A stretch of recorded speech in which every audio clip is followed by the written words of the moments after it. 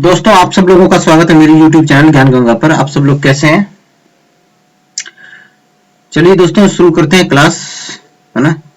Machiavelli का जो रह रहा है, तो हमने क्या पढ़ा था लास्ट अगर उसमें देखें तो हमने मैकियावेली का परिचय पढ़ा था कि भाई मैकियावेली की मतलब उसके ऊपर किसका प्रभाव था और उसकी अध्ययन पद्धति क्या थी। फिर उसके बाद हमने पढ़ा क्या बोलते हैं आपका डिस्कोर्स, इसकी बुक्स के बारे में पढ़ा कि उसने कौन सी बुक कब लिखी गई, उसमें क्या क्या खास बात थी, ठीक है ना।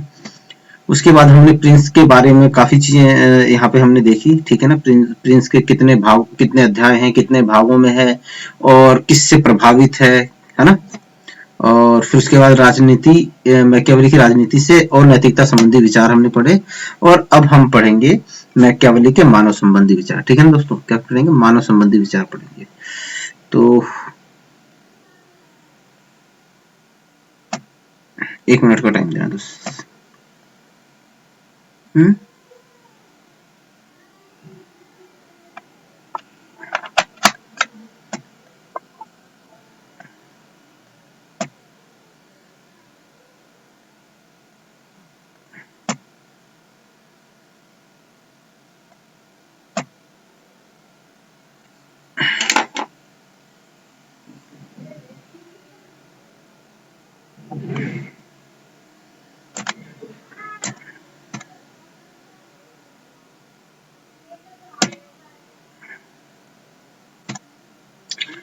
तो दोस्तों, आज हम पढ़ेंगे आपका मैकियावेली के मानव संबंधी विचार। तो ये बहुत इंपॉर्टेंट है दोस्तों, इसको ध्यान से समझना था। मैकियावेली के राजनीतिक विश्लेषण का केंद्र बिंदु क्या है दोस्तों? मानव है। क्या है केंद्र बिंदु? क्या है? मानव है। क्यों मानव है दोस्तों? क्योंकि ये अपनी पूरी जो राजनीति में जो भी विश्लेषण करता है ना, ठीक है ना, उसके अंदर इसने मानव के स्वभाव की बहुत ज्यादा विस्तृत, है ना, मानव की प्रकृति की विस्तृत वो की है इसने, विस्तृत जो भी है अपनी विस्तृत विचारधारा दी है अपनी मानव के ऊपर, ठीक है ना। मानव के ऊपर अपनी क्या दी है? विस्तृत विचारधारा दी है। मानव प्रकृति का इसने वर्णन किया है। तो क्या है इसके राजनीतिक विश्लेषण का केंद्र बिंदु क्या है दोस्तों? मानव है, ठीक है ना, मानव है। अगर ये क्वेश्चन आए कि मैकियावेली के राजनीतिक विश्लेषण का केंद्र बिंदु क्या है, राज्य है, राजा है या मानव है, तो आप क्या लिखोगे? मानव है दोस्तों, ठीक है ना। मैकियावेली अपने समय की परिस्थितियों से प्रभावित होकर मानव स्वभाव की विवेचना करता है। बिल्कुल दोस्तों, मैकियावेली के समय में ऐसी घटनाएं घटी थी जिससे क्या बोलते हैं वो प्रभावित होकर उसने मानव के स्वभाव की विवेचना कर दी थी, ठीक है ना। वो इटालियन समाज से प्रभावित था, वो पवित्र सावरनोला से प्रभावित था, वो सीजर बोर्जिया से प्रभावित था, ठीक है ना। क्या वो इटालियन समाज से प्रभावित था? सावरनोला जो था उसका क्या बोलते हैं वो उसको बहुत मानता था, सावरनोला को मैकियावेली बहुत मानता था, लेकिन सावरनोला को जिंदा जला दिया गया था। क्या था? जिंदा जला दिया गया था। ये सीन जो था सावरनोला का जिंदा जलाने का, इसको मैकियावेली ने आंखों से देखा था और मैकियावेली के ऊपर इसका बहुत गहरा प्रभाव पड़ा था। वो वहीं से ही उसने अनुमान लगा लिया था कि आदमी जो होता है वो बहुत ज्यादा मतलब पापी होता है, एक जानवर वाली प्रवृत्ति का होता है, दुष्ट होता है, क्योंकि इसके आदर्श सावरनोला को जिंदा जला दिया गया था, है ना। तो इस वजह से उसके दिमाग में ये बात बैठ गई कि आदमी की प्रकृति होती है जो बहुत गंदी होती है, उसके अंदर बहुत सारी बुराइयां होती हैं, वो स्वार्थी होता है, लालची होता है, पापी होता है, ठीक है ना। क्यों? क्योंकि उसने सावरनोला को उसके सामने जिंदा जला दिया गया था, ठीक है। सीजर बोर्जिया से बहुत प्रभावित था। क्यों सीजर बोर्जिया से बहुत प्रभावित था? क्योंकि दोस्तों सीजर बोर्जिया जो था ना, सीजर बोर्जिया का जो शासन था ना, वो था अत्याचार पे आधारित और निरंकुशता पे, ठीक है ना, निरंकुशता पे, जैसा कि हमने लास्ट क्लास में पढ़ा था। तो इसका जो सीजर बोर्जिया का शासन था अत्याचार और निरंकुशता पे आधारित था, और इसी कारण से सीजर बोर्जिया जो अपने राज्य में कुशल शासन चला लेता था। भय और अत्याचार के कारण सीजर बोर्जिया के यहाँ पे अच्छा शासन चलता था। तो इससे भी मैकियावेली प्रभावित था। मैकियावेली के दिमाग में बैठ गया कि भाई आदमी जो है ना वो पापी है, दुष्ट प्रवृत्ति का है, उसके अंदर अच्छाई तनिक भी नहीं होती है, और ऐसे आदमी को काबू में करने के लिए कैसा शासन होना चाहिए? राजा को अत्याचारी होना चाहिए और निरंकुश होना चाहिए, ठीक है ना। मैकियावेली ये धारणा लेके चला कि मनुष्य स्वार्थी जानवर वाली, ठीक है ना, जानवी और दुष्ट दुष्ट प्रवृत्ति के होते हैं। क्या होते हैं? दुष्ट प्रवृत्ति होते हैं। मनुष्य के होते हैं स्वार्थी होते हैं, जानवरी प्रवृत्ति के, और आपका दुष्ट होते हैं, ठीक है ना। मनुष्य जन्म से बुरा होता है, ठीक है ना, ये जन्म से ही यहाँ पे बुरा बना दिया इसने, ठीक है ना। और उसके अंदर अच्छाइयां नाम मात्र की भी नहीं होती है, ठीक है ना। क्या होता है? नाम मात्र की भी अच्छाइयां नहीं होती है। मनुष्य क्या होता है? जन्म से ही पैदा ही बुरा होता है, और उसके अंदर अच्छाइयां तो बिल्कुल होती नहीं है। मानव स्वभाव से दुष्ट होने के कारण अधोगति को प्राप्त करता है, ठीक है ना। क्या अधोगति को प्राप्त करता है? ये अधोगति मुझे नहीं पता, शायद नरक हो या जो भी इस तरह का हो, ठीक है ना।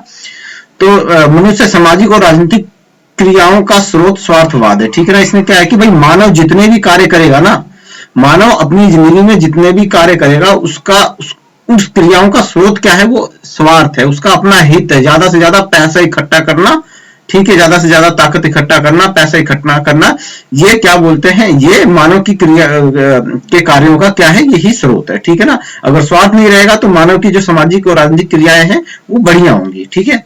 सामान्य रूप से मनुष्य कृतघ्न मतलब है, चंचल है, झूठा है, कायर है और लोभी है, ठीक है ना।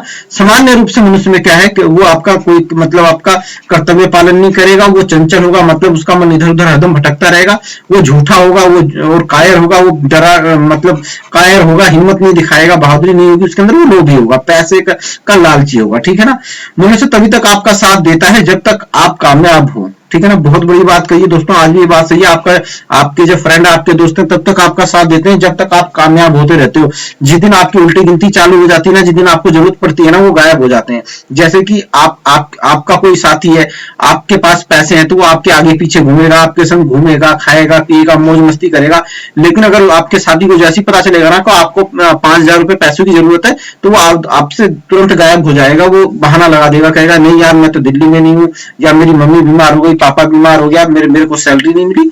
तो इस तरह की बातें चालू हो जाएंगी। उसका स्वार्थ पूरा हो, है ना, ठीक है ना। वो आप मनुष्य तभी तक आपका साथ देता है जब आप कामयाब हो, ठीक है ना, और उसका स्वार्थ पूरा होता होगा, ठीक है ना।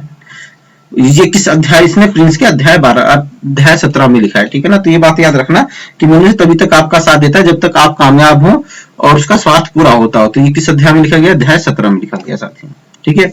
अब मैकियावेली के राज्य संबंधी विचार पढ़ते हैं। तो मैकियावेली राज्य के बारे में क्या कहता है? मैकियावेली राज्य की उत्पत्ति का कारण मनुष्य का स्वार्थ मानता है दोस्तों। क्या मानता है? मनुष्य का स्वार्थ। मनुष्य ने अपनी स्वार्थ की पूर्ति के लिए ही राज्य का निर्माण किया है, राज्य की उत्पत्ति की है, ठीक है ना। मैकियावेली राज को एक स्वाभाविक संस्था मानता है। क्या मानता है? स्वाभाविक संस्था मतलब एक स्वाभाविक है ये होना, जैसे हम कहते हैं ना दोस्तों कि ये तो स्वाभाविक है भाई, आप किसी को थप्पड़ मारोगे तो बदले में वो आपको थप्पड़ मारेगा, तो ये स्वाभाविक है। उसी तरह राज्य भी क्या कहता है? भाई राज्य का जन्म तो स्वाभाविक है। क्यों? क्योंकि मनुष्य इतना पापी है, इतना स्वार्थी है। तो जब स्वार्थ से जहां पे कई सारे स्वार्थी इकट्ठा हो जाएंगे तो वहां पे उसको नियंत्रण करने के लिए किसी एक संस्था की जरूरत होगी। क्या होगी दोस्तों? जब बहुत सारा समाजी स्वार्थी होगा, सारे लोग स्वार्थी होंगे, तो उनको काबू में करने के लिए, उनको नियंत्रित करने के लिए किसी एक संस्था की जरूरत होगी, और वो कौन होगा? राज्य होगा। ऐसा मैकियावेली कहता है। इसी आधार पे कहता है कि राज्य एक स्वाभाविक संस्था है। मतलब इसका ये तो स्वाभाविक है कि भाई राज्य की उत्पत्ति होना एक स्वाभाविक है, ठीक है ना। जब अरस्तु राज्य को जबकि अरस्तु क्या राज्य को एक प्राकृतिक संस्था मानता है दोस्तों। क्या मानता है? अरस्तु एक राज्य को प्राकृतिक संस्था मानता है, लेकिन मैकियावेली क्या कह रहा है दोस्तों? ये स्वाभाविक संस्था है। क्या है? स्वाभाविक संस्था है, और मनुष्य के स्वार्थ के कारण उत्पन्न हुई है, ठीक है ना दोस्तों। ये बात याद रखना। मैकियावेली के अनुसार मनुष्य अपनी असुविधाओं को दूर करने के लिए राज्य की स्थापना करता है। बिल्कुल सही बात कहता है। जब सारा समाज ही स्वार्थी हो जाएगा, ठीक है ना, सारे लोग ही मतलब पापी हो जाएंगे, दुष्ट हो जाएंगे, तो क्या होगा कि लोगों के अंदर ये बात आ जाएगी ना कि भाई उनके अंदर उससे लड़ाई झगड़ा समाज में बढ़ेगा, कलेश बढ़ेगा। तो क्या होगा कि उसमें मनुष्य अपनी जो असुविधाएं है ना उनको दूर करने के लिए क्या करेगा? राज्य की स्थापना कर देगा। क्या करेगा? राज्य की स्थापना कर देगा कि भाई तुम आओ और तुम नियम कानून बनाओ और हम लोगों को कंट्रोल करो, ठीक है ना। हम लोगों की जो परेशानियां हैं, दिक्कत है, उनको करो। मैकियावेली के अनुसार राज्य श्रेष्ठ है। क्या है? राज्य श्रेष्ठ। मैकियावेली क्या कहता है? भाई राज्य सबसे श्रेष्ठ है, उच्च संस्था है, ठीक है ना, सबसे श्रेष्ठ और उच्च संस्था है। अन्य संगठन राज्य के प्रति उत्तरदायी है। अन्य संगठन के मतलब प्रति कुछ भी हो सकता है दोस्तों। आपका जैसे छात्र संगठन हो सकता है, ठीक है ना, छात्र संगठन है, ठीक है, आपका सैनिक संगठन है, परिवार है, ठीक है, समाज है। ये सारे जो संगठन है, ये सारे के सारे क्या बोलते हैं, राज्य के प्रति उत्तरदायी है, ठीक है ना, क्या है, राज्य के प्रति उत्तरदायी है। अब मैकियावेली क्या कहता है, मैकियावेली राज्य के विस्तार पे बल देता है दोस्तों। क्या कहता है, राज्य, मैकियावेली का ये मानना था कि भाई हमें राज्य का हमेशा विस्तार करते रहना चाहिए। क्या कहता है मैकियावेली, मैकियावेली कहता है कि हमें हमेशा राज्य का विस्तार करते रहना चाहिए, ठीक है ना। और मैकियावेली ने इसी आधार पे राज्यों को दो भागों में बांटा है, ठीक है ना। एक है स्वस्थ राज्य। स्वस्थ राज्य वो राज्य होगा जो हमेशा, जो युद्ध करता रहेगा, संघर्ष करता रहेगा, ठीक है ना। क्या होगा, स्वस्थ राज्य वो होगा जो युद्ध करता रहेगा और संघर्ष करता रहेगा। युद्ध करता रहेगा, संघर्ष करता रहेगा, तभी तो वो अपने राज्य के क्षेत्र को बढ़ा पाएगा, ठीक है ना। और एक अस्वस्थ राज्य, अस्वस्थ राज्य वो होगा जो युद्ध और संघर्ष से दूर भागते हैं, ठीक है ना। ये अस्वस्थ राज्य, ठीक है ना। मैकियावेली, अब ये नोट डाल लो। मैकियावेली द प्रिंस के अंदर बताता है कि राज्य को नियंत्रण अपने क्षेत्र में विस्तार करते रहना चाहिए। क्या निरंतर है, ये निरंतर है दोस्तों, क्या है, निरंतर है, निरंतर, ठीक है ना। मैकियावेली क्या कहता है कि राज्य को अपने क्या बोलते हैं, अपने क्षेत्र में निरंतर विस्तार करते रहना चाहिए, मतलब युद्ध करना चाहिए, दूसरे राज्य को जीतकर उसको अपने उसमें मिला लेना चाहिए, ठीक है ना। इससे क्या होगा कि राज्य आपका बड़ा होता जाएगा और शक्तिशाली होता जाएगा, ठीक है ना। मैकियावेली ने राज्यों का वर्गीकरण किया है और विशिष्ट शासन प्रणाली की बात की है। क्या की है, मैकियावेली अपनी रचना प्रिंस के अंदर निरंकुश राजतंत्र का समर्थन करता है। क्या करता है, प्रिंस के अंदर किसका समर्थन करता है दोस्तों, निरंकुश राजतंत्र का करता है। और डिस्कोर्सेस ऑन लिवी के अंदर में किसका करता है दोस्तों, गणतंत्र का समर्थन करता है, ठीक है ना। ये यहीं से क्वेश्चन आएगा, वो आपसे पूछ लेगा कि मैकियावेली गणतंत्र राज्य का समर्थन किसमें करता है, ठीक है ना। तो आप कंफ्यूज हो जाओगे, आपको आपके दिमाग में प्रिंस चलता रहेगा और वहां पे गड़बड़ हो जाएगी, ठीक है ना। तो आप ये बात याद रखना, ठीक है ना। या फिर आप ये कंफ्यूज हो जाएगी कि मैकियावेली ने कब गणतंत्र का समर्थन कब किया, वो तो निरंकुश राजतंत्र का समर्थन करता है। तो नहीं दोस्तों, मैकियावेली क्या बोलते हैं, आपका निरंकुश राजतंत्र का समर्थन भी करता है व्यवहार में, और क्या बोलते हैं, आपका गणतंत्र का समर्थन करता है, ठीक है ना। डिस्कोर्सेस ऑन लिवी के अंदर में यहाँ प्रिंस में कर रहा है। वो फ्रांस, स्पेन और इंग्लैंड के निरंकुश तंत्र, प्रजातंत्र की प्रशंसा करता है, ठीक है ना। उस समय फ्रांस, स्पेन और इंग्लैंड के अंदर में कहा था निरंकुश राजतंत्र था। तो वो क्या करता है कि निरंकुश राजतंत्र की प्रशंसा करता था। क्यों करता था कि ये राष्ट्र जो थे, ये एक बड़े राष्ट्र बन गए थे, ये शक्तिशाली थे, यहाँ पे विद्रोह, लड़ाई झगड़ा नहीं था। और जबकि इटली में क्या था, इटली उस समय 5 भागों में बटा हुआ था, ठीक है ना। क्या हुआ, 5 भागों में बटा हुआ था। तो वहां पे क्या बोलते हैं, इटली में एक निरंकुश शासन की जरूरत थी जो कि पूरी इटली को जीत कर एक कर सके, ठीक है ना साथियों। तो इसी वजह से वो क्या बोलते हैं, फ्रांस, स्पेन और इंग्लैंड में जो निरंकुश राजतंत्र था उसका समर्थन करता है। वह वर्तमान इटली की परिस्थितियों के लिए राजतंत्र को उपयुक्त मानता है। बहुत बड़ी बात कह रहा है दोस्तों, उपयुक्त परिस्थितियों में क्या कहता है कि वो भाई राजतंत्र उपयुक्त है। क्यों, क्योंकि इटली के लोगों में क्या था कि का जो नेचर था वो भ्रष्ट प्रवृत्ति का था, भ्रष्ट प्रवृत्ति का था, गलत लोग थे हमेशा, मतलब लोभ लालच में लगे हुए थे। तो ऐसे लोगों को ऐसे में क्या होता है कि साथ में जब जिस राज्य के अंदर में भ्रष्ट प्रवृत्ति के लोग होंगे, लालची होंगे, लोभी होंगे, वो क्या करेंगे कि वो बाहर के जो राज्य हैं उनके संग मिलकर अपने ही देश के खिलाफ षड्यंत्र रच देंगे और आक्रमण करवा देंगे। और यही कारण था कि इटली 5 भागों में विभाजित था दोस्तों, 5 भागों में विभाजित था। और क्यों, क्योंकि वहां के लोगों की प्रवृत्ति जो थी वो भ्रष्ट थी, लालची थी, भ्रष्टाचारी हो गए थे सबके सब। तो इसीलिए मैकियावेली क्या कहता है कि भाई इटली में क्या का जो मैं ना निरंकुश राजतंत्र की जरूरत है, जो जबरदस्ती ताकत के दम पे पूरे इटली को एक कर सके, ठीक है ना। डिस्कोर्सेस ऑन लिवी में मैकियावेली ने एथेंस और रोमन साम्राज्य की प्रशंसा करता है। किसका, एथेंस और रोमन साम्राज्य की प्रशंसा करता है। अब ये बात, इसने एक अलग बात की है, यहाँ तो मैकियावेली निरंकुश राजतंत्र का समर्थन कर रहा है, यहाँ पे रोमन और एथेंस, रोमन साम्राज्य की प्रशंसा कर रहा है। क्यों कर रहा है, क्योंकि दोस्तों रोम और एथेंस और रोमन के अंदर में क्या बोलते हैं, आपका गणतांत्रिक शासन था। और वहां के लोगों की जो ये लोग थे वो भ्रष्ट प्रवृत्ति के नहीं थे, उच्च प्रवृत्ति के थे, ठीक है ना, और बहुत समझदार थे, ठीक है ना। तो इस वजह से उसने एथेंस और रोमन साम्राज्य की प्रशंसा इसी वजह से की, क्योंकि वहां के लोग बहुत ज्यादा क्या बोलते हैं, समझदार थे, और उनके वो भ्रष्ट प्रवृत्ति के नहीं थे, और वो क्या करते हैं, इसलिए वहां पे गणतंत्र शासन उपयुक्त था, बढ़िया था, ठीक है ना। जहां के लोग समझदार होंगे, भ्रष्ट नहीं होंगे, ठीक है, वहां के लिए तो गणतंत्र शासन ठीक है, लेकिन जहां पे क्या बोलते हैं, जहां पे लोग भ्रष्ट होंगे, अत्याचारी होंगे, पापी होंगे, कृतघ्न होंगे, वहां के लिए क्या कौन सी शासन प्रणाली उपयुक्त है, वो निरंकुश राजतंत्र है, ठीक है ना साथियों। तो यहीं से क्वेश्चन बनेंगे, मैकियावेली के कहीं और से क्वेश्चन नहीं बनते हैं। डिस्कोर्सेस ऑन लुई के अंदर मैकियावेली ने गणतांत्रिक शासन का समर्थन किया है, दोस्तों जो मैं अभी आपको बता रहा था, ठीक है ना, क्या गणतांत्रिक शासन का समर्थन करता है, किसमें, डिस्कोर्सेस ऑन लुई के अंदर में। गणतंत्र में शासन की बागडोर जनता के हाथों में होती है, ठीक है ना, ठीक है, ये तो मुझे बताने की जरूरत नहीं है। सामान्य जनता शासक की अपेक्षा अधिक समझदार होती है, ठीक है ना भाई। अब क्या बोलते हैं, शासक जो होता है उसका अपना एक अकेला मत होता है, लेकिन जब जनता होगी, बहुत सारी जनता कोई निर्णय लेगी, तो वो ज्यादा मतलब ज्यादा बढ़िया निर्णय होगा वो, ठीक है ना। राज्य के पदाधिकारी के चयन में जनता का निर्णय राजा के निर्णय से ज्यादा श्रेष्ठ होता है, ठीक है ना। तो ये देख लीजिए दोस्तों, ठीक है।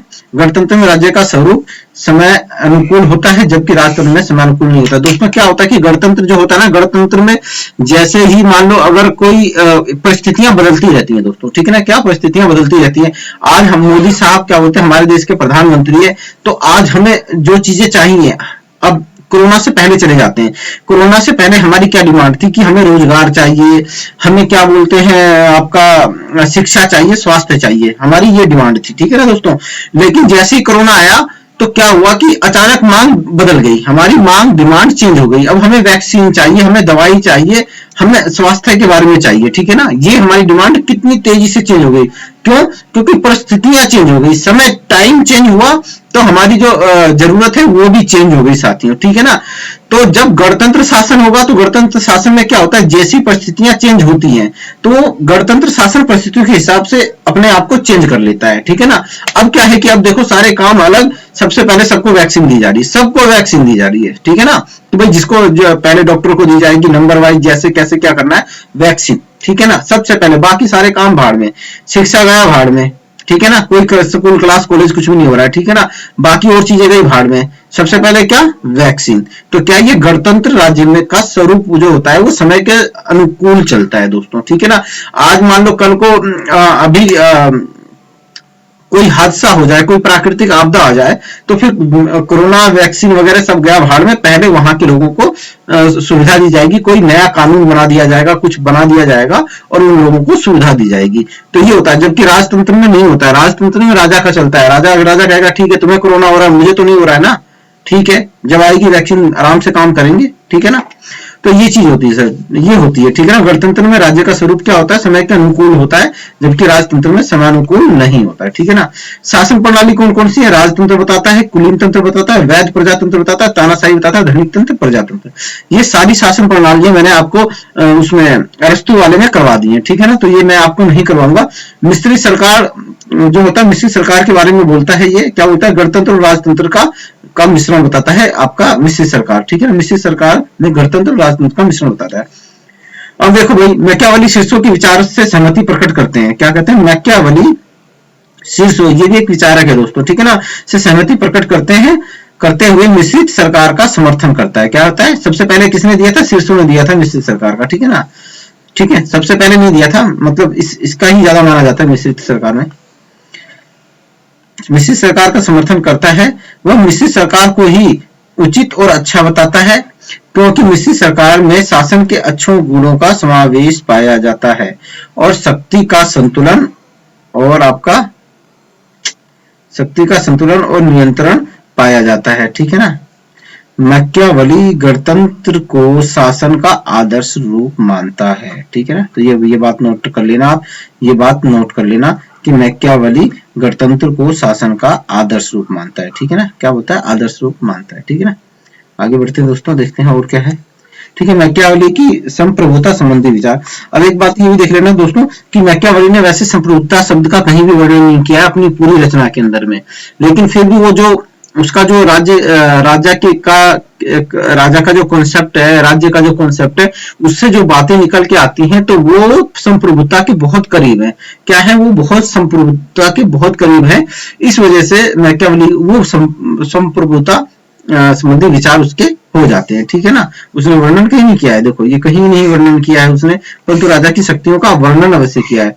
तो राजा की शक्तियों का वर्णन किया है, उसकी पावर्स के बारे में बताया है, तो वही हम उसके मैकियावेली के संप्रभुता संबंधी विचार मान लेते हैं, ठीक है ना। क्या मैकियावेली के शासक की आंतरिक इच्छा तथा विजेता की भावना अविभाज्य है। मैकियावेली के अनुसार यहाँ पे के अनुसार शासक की आंतरिक इच्छा, ठीक है ना, अगर शासक की कोई अपनी इच्छा है और विजेता की भावना, मतलब अगर वो कुछ जीतना चाहता है तो वो अविभाज्य है, मतलब उसको कोई चुनौती नहीं दे सकता, उसको कोई बांट नहीं सकता, उसको कोई तोड़ नहीं सकता।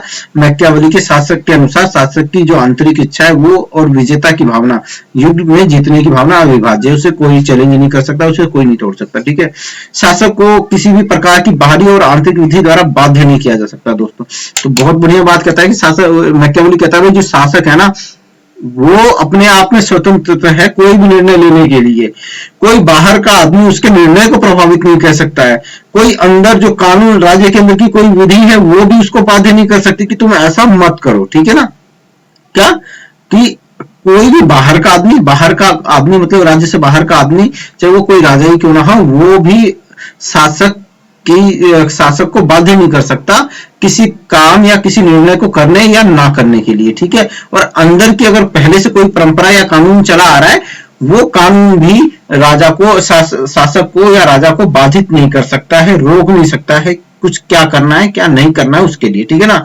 अंतरराष्ट्रीय मामलों में सीमित संप्रभुता का समर्थन करता है दोस्तों। क्या होता है? सीमित संप्रभुता का समर्थन करता है, मतलब वहां पे उसकी संप्रभुता सीमित हो जाती है, वहां पे वो मतलब अब किसी दूसरे राज्य के बारे में निर्णय नहीं ले सकता है, ठीक है ना। अब मान लो कोई दूसरा राज्य है, उसके राज्य के अपने अंदर का कोई मामला है, तो उसके मामले में मतलब संप्रभुता शासक दखलंदाजी नहीं कर सकता क्योंकि वो उसकी अपनी संप्रभुता है। तो यहाँ पे अंतरराष्ट्रीय मामलों में उसकी सीमित संप्रभुता का समर्थन करता है मैकियावेली। राज्य की संप्रभुता एकात्मक है, अलौकिक है, धर्मनिरपेक्ष है और ये शायद अनंत होगी, ठीक है, अनंत होनी चाहिए, तो ऐसा मैकियावेली कहता है, ठीक है ना। तो ये कुछ 3-4 आपके उसके मैकियावेली के संप्रभुता संबंधी विचार हैं, ठीक है ना। मैकियावेली के विधि संबंधी विचार भी इसने कुछ थोड़ा बहुत विधि के बारे में कहा है। तो क्या कहा है? नागरिक विधियों का समर्थन करता है। क्या मैकियावेली नागरिक विधियों का समर्थन करता है जो शासक द्वारा बनाई जाती है, ठीक है ना। तो क्या ये शासक द्वारा बनाई जाती है? क्या नागरिक विधियां किसके द्वारा बनाई जाती है? शासक के द्वारा बनाई जाती है। मैकियावेली नागरिक विधियों का समर्थन करता है और जो किसके द्वारा बनाई जाएंगी? शासक के द्वारा बनाई जाएंगी। मैकियावेली के अनुसार प्राकृतिक अराजकता को नागरिक विधि द्वारा समाप्त, क्या ये समाप्त है? समाप्त क्या कहता है मैकियावेली? क्या कहता है कि प्राकृतिक अराजकता, मतलब देखो इसमें प्राकृतिक अराजकता मतलब है कि जहां पे कोई कानून नहीं है, कोई नियम नहीं है, प्राकृतिक कानून चलते हैं वहां पे, जिसकी लाठी उसका भैंस, या बड़ी मछली छोटी मछली को खा जाती है, या फिर हर कोई वहां पे स्वतंत्र है किसी का। तो इस तरह का जो होगा, इस तरह की जो अराजकता होगी ना, उसको नागरिक विधि द्वारा समाप्त किया जा सकता है, ठीक है ना। और मैकियावेली के अनुसार विधि का स्रोत क्या है? शासक है दोस्तों। क्या है? विधि का स्रोत शासक है, ठीक है ना। ये बात नोट कर लेना, ये यहीं से ही क्वेश्चन छोटे छोटे पुटअप होके आ जाते हैं और वही छोटे छोटे क्वेश्चन गलत हो जाते हैं। नेट जीआरएफ सेट वगैरह के एग्जाम में कम से कम आप मान के चलो कि 20 से 25 क्वेश्चन बहुत इजी आते हैं। अगर वो 20-25 क्वेश्चन आपके सही बन जाते हैं और आप बाकी 75 में से अगर कर लेते हैं 30-40, तो आपका बात तो आपकी बन जाती है। जो SC ST OBC है उनके लिए और राह आसान हो जाती है। तो ये चीजें हैं, ये आप छोड़ नहीं सकते। और इस तरह से हमारा यहाँ पे हुआ सफर खत्म। आप लोगों को मेरा वीडियो कैसा लगा, अच्छा लगा, नहीं लगा, कमेंट कर सकते हो, कुछ भी बोल सकते हो, सुझाव दे सकते हो, ठीक है ना।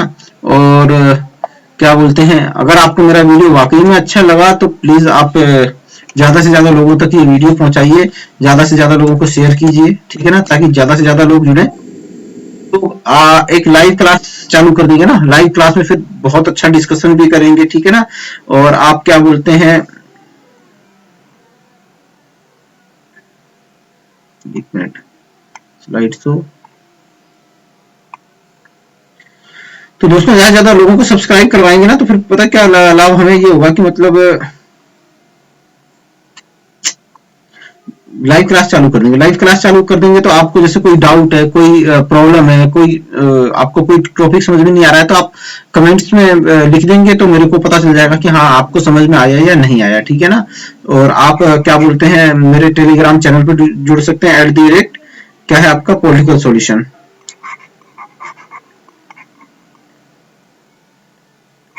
ये नहीं है, सॉरी,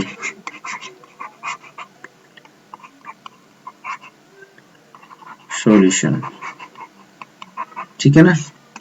मेरा ग्रुप भी है, आप वहां पे भी ऐड हो सकते हैं, वहां पे डिस्कशन कर सकते हैं, ठीक है। अगर फिर भी अगर आपको नहीं मिल रहा है, प्रॉब्लम आ रही है, तो आप 9910810705 पे मुझे मैसेज व्हाट्सएप कर सकते हैं, ठीक है ना। व्हाट्सएप कर सकते हैं, ठीक है। कोई चीज समझ में नहीं आ रही है, आपको प्रॉपर गाइड की जरूरत है, कुछ चीज समझनी है, तो आप मेरे को मैसेज कर सकते हैं, ठीक है ना। कोई दिक्कत नहीं है, मैं सबकी हेल्प करता रहता हूँ। और दोस्तों वीडियो को ज्यादा लाइक कीजिए, शेयर कीजिए, बस इतना ही, अभी के लिए इतना ही। जय हिंद। अभी एक और क्लास रहेगी मैकियावेली की, हम फिर मैकियावेली खत्म कर देंगे, फिर उसके बाद हम हॉब्स चालू करेंगे। मैं कोशिश करूंगा कि दोस्तों फरवरी के अंदर ये फटाफट इसको वेस्टर्न पॉलिटिकल थिंकर्स को खत्म कर दूं, और मार्च में मैं आपको 1 महीने की क्लास में पब्लिक एडमिनिस्ट्रेशन करवा दूंगा, बहुत बढ़िया से करवाऊंगा, बहुत अच्छे से करवाऊंगा। और मार्च में अगर वो खत्म हो गया तो अप्रैल में तक जाते जाते कोई एक आधी और यूनिट उठा लेंगे तो 3 यूनिट हो जाएंगे। इस तरह से हम क्वेश्चन भी करते जाएंगे, हाथ के हाथ रिवीजन भी होगा, और आपका कॉन्सेप्ट भी क्लियर करते चले जाएंगे, तो 3 यूनिट हो जाएगी, तो आप लोगों को बहुत अच्छी हेल्प मिल जाएगी आपके एग्जाम में, ठीक है ना। तो अभी के लिए इतना ही। जय हिंद, बाय बाय, टाटा।